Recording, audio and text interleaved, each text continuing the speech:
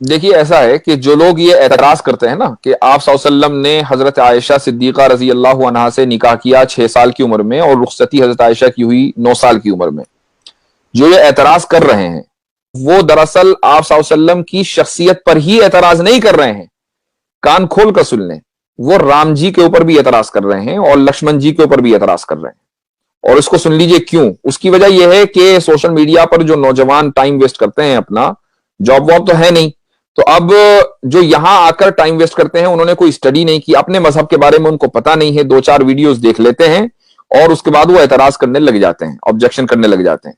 तो आप सल्लल्लाहु अलैहि वसल्लम पर तो ये एतराज बाद में होगा, ये एतराज आप पहले राम जी पर कर रहे हैं और उसके साथ साथ आप लक्ष्मण जी पर कर रहे हैं। और मैं जो यहां आपको जवाब देने वाला हूं, उस जवाब से आप न सिर्फ ये कि हम आप सल्लल्लाहु अलैहि वसल्लम का दिफा और डिफेंड करेंगे, बल्कि राम जी और लक्ष्मण जी को भी डिफेंड करेंगे। ये भी सुन लीजिए।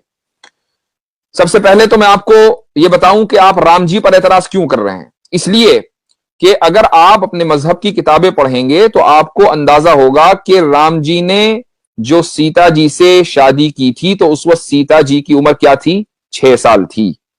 ठीक है। कैसे? सीता जी को जब अगवा किया रावण ने, तो रावण से सीता जी ने कहा कि इस वक्त मैं 18 साल की हूं और 12 साल हो गए मुझे अपने हस्बैंड के साथ रहते हुए। आप जब जरा ये कैलकुलेट करेंगे तो आपको पता चलेगा कि सीता जी ने जिस वक्त शादी की थी तो सीता जी की उम्र क्या थी, 6 साल राम जी से। ठीक है। अच्छा, अब आइए लक्ष्मण जी के पास। लक्ष्मण जी की बीवी का नाम क्या था, उर्मिला। और उर्मिला कौन है? उर्मिला सीता जी की छोटी बहन है। आप किसी भी अपनी हिस्ट्री की किताब में पढ़ लीजिए कि उर्मिला और सीता जी में कई साल का फर्क था। जिस दिन राम जी की शादी हुई है उसी दिन लक्ष्मण जी की शादी हुई है उर्मिला से। ठीक है। अब अंदाजा लगा लीजिए किस उम्र में हुई है। तो ये जो एतराज आप सल्लल्लाहु अलैहि वसल्लम के ऊपर होता है, ये पहले एतराज राम जी के ऊपर होता है, पहला एतराज लक्ष्मण जी के ऊपर होता है। अब मैं आपको बताता हूं कि हम कैसे डिफेंड करेंगे इन तीनों को। मैंने एतराज नहीं किया, ये एतराज मुसलमान की तरफ से नहीं है, हम डिफेंड करने के लिए आए हैं। इसलिए कि हमारे नजदीक जितने भी मजहब की मुकद्दस शख्सियात हैं वो सब मुकद्दस हैं। एग्जैक्टली। ठीक है। हम किसी के ऊपर कीचड़ उछालना ना हमारे मजहब ने सिखाया है और ना हम ये कभी रहती दुनिया तक कर सकते हैं। देखिए, सब जो बात है वो ये कि इस्लाम में शादी की जो यानी जो रूल है वो ये है कि मर्द और औरत दोनों जिस्मानी तौर पर फिट हो, फिजिकली फिट हो, मेंटली फिट हो। ठीक है। उसके लिए कोई एज मुतय्यन नहीं है। ये फिजिकल फिट होना किसी भी एज में हो सकता है। ये डिपेंड करता है कि वो लोग किस इलाके से ताल्लुक रखते हैं और किस जमाने में रहते हैं। मसलन आज अगर आप मेडिकल साइंस को देखें तो आप किसी भी डॉक्टर से पूछिए, अगर कोई लड़की आज के दौर में 9 साल की उम्र में फिजिकली फिट हो रही है, ठीक है, तो वो डॉक्टर के लिए कोई हैरत की बात नहीं है। यानी कोई हैरत की बात नहीं है। हो सकता है फिजिकली फिट हो, मेंटली फिट हो। और अच्छा, आए दिन ऐसा होता रहता है। हाँ, अगर 9 साल से कम उम्र में वो फिजिकली फिट हो रही है, यानी, और फिजिकली फिट होने का क्या मतलब है, उसको मेंस्ट्रुएशन आ रहे हैं, उसका मंथली साइकिल शुरू हो रहा है। ठीक है। तो अब वो डॉक्टर के लिए एक फिक्र की बात होगी, भाई इतनी जल्दी ये कैसे हो रहा है। एक बात।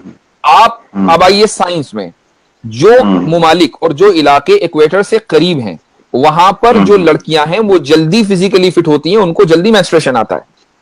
ठीक है। सऊदी अरबिया का जो इलाका है वो इक्वेटर के ऊपर है बिल्कुल। तो वहां पर जो लड़कियां हैं वो जल्दी फिजिकली फिट हो जाती हैं, मेंटली फिट भी हो सकती हैं। ठीक है। अब इस्लाम में जो आपका जो वोटिंग एज है वो मैटर नहीं करती कि आप वोट डालने के लिए किस उम्र में आप एलिजिबल होंगे। ठीक है। इंडिया में वोट डालने के लिए आप एलिजिबल हैं 18 साल की उम्र में लड़की। ठीक है। 18 साल से कम उम्र में आप शादी करेंगे तो क्या होगा? इलीगल है कि लीगल है, मुझे बताइए। इलीगल है। इलीगल है। ठीक है। अब आ जाइए आप अमेरिका में। अमेरिका में जो है शादी करने की जो उम्र है वो क्या है? 16 साल। अच्छा। ठीक है। अमेरिका में जो सूबे हैं 50 तकरीबन, उनमें एक सूबा है टेक्सास। टेक्सास में आप चले जाइए, वहां पर शादी करने की जो मिनिमम एज है 14 साल। रोमन एम्पायर में चले जाइए, इस्लाम से पहले, ठीक है, आप सल्लल्लाहु अलैहि वसल्लम से पहले, तो वहां पर शादी करने की मिनिमम एज थी, एवरेज एज, मिनिमम नहीं, एवरेज एज थी 12 साल। और जो शरीफों के घर की लड़कियां होती थी वो और कम उम्री में शादी कर लेती थी। हजरत मरियम अलैहिस्सलातु वस्सलाम जब प्रेग्नेंट हुई हजरत ईसा से, तो उस वक्त हजरत मरियम की उम्र कितनी थी? 13 साल। ठीक है। अब आप आइए चाइना में जो मिनिमम एज है लड़की की शादी करने की वो है 21 साल। अच्छा। अब एक लड़की इंडिया की है, उसने 18 साल की उम्र में शादी की, जाके चाइना में सेटल हो गई, तो चाइना के एतबार से तो वो फिजिकली एबल ही नहीं है शादी करने की। तो इसका मतलब यह हुआ कि हर मुल्क का अपना अपना अलग कानून है। इस्लाम का कानून यह है कि लड़की फिजिकली और मेंटली एबल होनी चाहिए। हजरत आयशा रज़ी अल्लाहु अन्हा 9 साल की उम्र में फिजिकली और मेंटली एबल हो गई थी, जिस तरीके से सीता जी 6 साल की उम्र में हो गई थी। ठीक है। अब जब आप सल्लल्लाहु अलैहि वसल्लम की, अच्छा एक चीज और, कुछ लोग ये कहते हैं नबी करीम सल्लल्लाहु अलैहि वसल्लम की शान में गुस्ताखी करते हुए कि अलियाज़ बिल्लाह आप पेडोफाइल थे। पेडोफाइल एक टर्म है, इसका मतलब ये होता है कि वो लोग जो सेक्सुअली माइनर्स से अट्रैक्ट हों। ठीक है। मैं ये पूछता हूं कि अगर खुदा न खास्ता अलियाज़ बिल्लाह 100 मरतबा अगर इस इल्जाम में जर्रा बराबर भी कहीं हकीकत होती, तो आप सल्लल्लाहु अलैहि वसल्लम 6 साल की उम्र में हजरत आयशा से निकाह करने के बाद 3 साल इंतजार क्यों करते भाई? 3 साल इंतजार किस लिए किया? इसलिए किया ना कि फिजिकली और मेंटली जो है वो मैच्योर हो जाए। एग्जैक्टली। के बाद रुखसती हुई। अच्छा, अब यहां सवाल ये होता है कि भाई चलो 9 ही साल क्यों, 2-4 साल और इंतजार कर लेते अगर 3 साल किया था। उसकी भी एक हिकमत है। उसकी वजह यह है कि नबी करीम सल्लल्लाहु अलैहि वसल्लम के घर में एक ऐसी फैमिली मेंबर का होना जरूरी था कि जो बाहर के असरात से महफूज रहे, ताकि आप सल्लल्लाहु अलैहि वसल्लम की जो पूरी फैमिली लाइफ है वो उसको जू का तू रिकॉर्ड कर ले। अब अगर एक औरत 18 की, 20 साल की, 22 साल की उम्र की किसी घर में आएगी तो वो बाहर के असरात से महफूज नहीं, उसका अपना एक कल्चर होगा, उसका अपना एक बैकग्राउंड होगा, उसका अपना एक सोचने का अंदाज होगा। ठीक है। तो वो मुकम्मल फैमिली लाइफ को रिकॉर्ड करने के लिए अपने आप को डेडिकेट नहीं कर सकेगी। यही वजह है कि इस्लाम में आधा इल्म तो हजरत आयशा रज़ी अल्लाहु अन्हा से हमने लिया है। जी, और बहुत सारी हदीसें हैं जो माँ ईसा से वाबस्ता है कि भाई एक बार आखिरी सुन लीजिए, आप आखिरी बात सुन लीजिए।